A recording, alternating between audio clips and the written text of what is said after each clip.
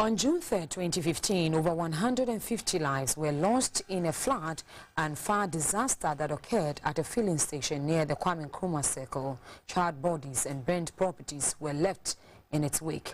3 years on, GBC 24 takes you down memory lane of how the incident happened in and around the Nkrumah Circle.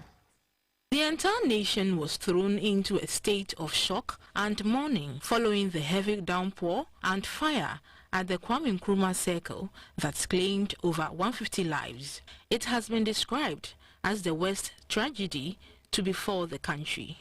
The day started as a normal day with rain showers that lingered on through the night. Most workers who had closed from work were at the Kwame Nkrumah Circle to board vehicles to their various destinations. But with the rains, they had no option than to seek shelter at nearby facilities. Some found themselves trapped at the gold filling station around the Kwame Nkrumah Circle during hours of the rainfall. Reports indicate that a naked fire from a lit cigarette set the fuel station up in flames, killing many of commuters in the process.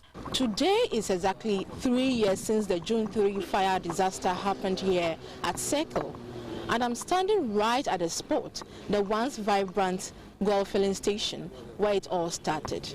Now the station has been turned into a parking lot and a warehouse for carpets.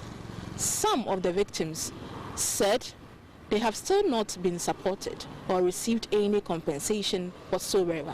The committee that was set up to support the victims have not done their work as expected. It was my father and my employers who supported me with my hospital bills.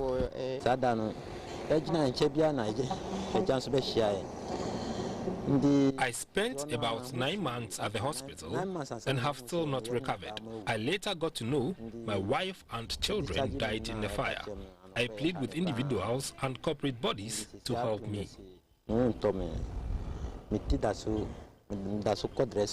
This is how some of the houses that were affected in the fire outbreak looks like now. They have been abandoned and there is no sign of rehabilitation. No, ye Odawna, Odawna house. Oh, and it's 2 places, no. Na yenya atoye chichiramnakasa.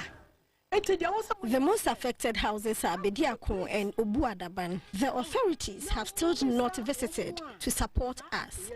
I once lived in this house, but was forced to relocate to my hometown after the disaster. I'm old now and can't work any longer, so I need a lot of support.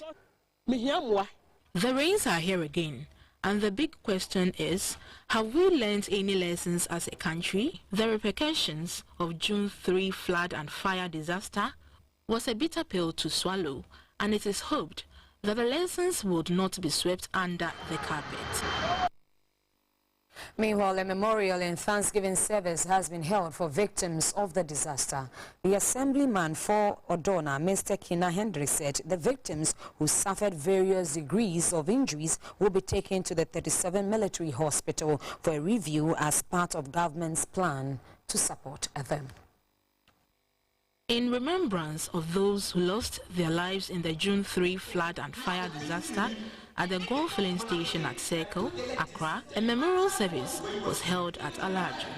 It was also time for the surviving victims to give thanks to their Creator. According to the organizers, they chose the word Power Pentecostal Ministry at Alaju, which is far from the Kwame Nkrumah Circle, so as not to remind the victims of their horrible experience. The Assemblyman for Odawna, Mr. Kinnah Hendrick, said they have contacted the authorities concerned to support the victims. We are going to fight and make sure that they will be giving the money that we were supposed to give to them for treatment. And after that, we'll come on the compensation. The compensation, I believe that the lawyers have taken over that compensation and they have issued a court summons to government. He called on individuals and corporate bodies to come to the aid of the victims.